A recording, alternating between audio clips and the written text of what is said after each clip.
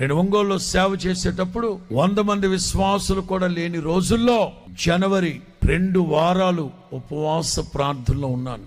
15వ తారీఖు రాత్రి మధ్యరాత్రి ప్రార్థనలోనే ఉన్నాను. ఒంగోలు మందిరం మీదుగా ట్రాక్టర్ వెళ్ళిన శబ్దం వచ్చింది, ఆగింది. గదిలో నుంచి వింటున్నారు, ఈ అర్ధరాత్రి ట్రాక్టర్ ఆగింది ఏంటి ఇక్కడ అని. ఒక అతను చనిపోయిన భార్య శవాన్ని తీసుకొచ్చి చర్చిలో పడేసి తలుపు తట్టాడు. ఏంటని చూస్తే చనిపోయింది. ఏంటంటే సాయంత్రం 9 గంటలప్పుడు నీళ్లు పడుతుంటే పాము కాటేసింది, హాస్పిటల్కి తీసుకెళ్ళాం. ఇందాకే చచ్చిపోయిందని సర్టిఫికేట్ ఇచ్చి పంపించేశారు. 2 వారాలుగా ఉపవాసం ఉన్నారు కదన్నా, దేవుని శక్తి మీలో ఉంటుంది, ప్రార్థన చేయండి. సడన్గా ప్రభువు చెప్తున్నారు, ప్రార్థన చేయి, నేను లేపుతా. మోకరించి ఎక్కడ పాము కాటేసింది చూపెట్టాడు.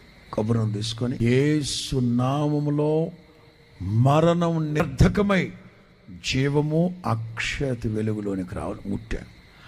ఎప్పుడైతే నేను ముట్టానో ఒక్కసారి కాలు వెనక్కి లాగింది.